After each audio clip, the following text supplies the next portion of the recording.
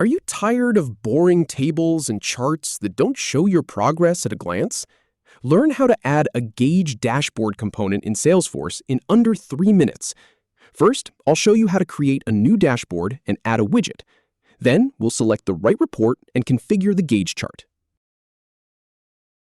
Start by clicking on the Dashboards tab in the navigation bar. Then, go ahead and click the New Dashboard button to create a fresh one. Now, type in a name for your dashboard. Something descriptive will help later. Once you're happy with the name, click Create to open the new dashboard.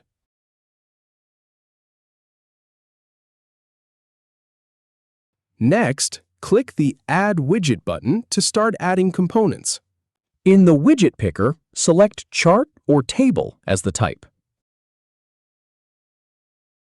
Now, choose the report that contains the data you want to visualize. Then, click Select to confirm your choice.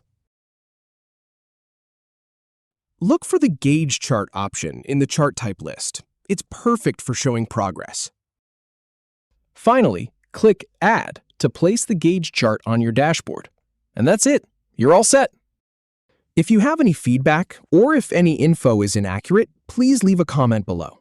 We'll do our best to answer or redo the video if needed. Thanks for watching.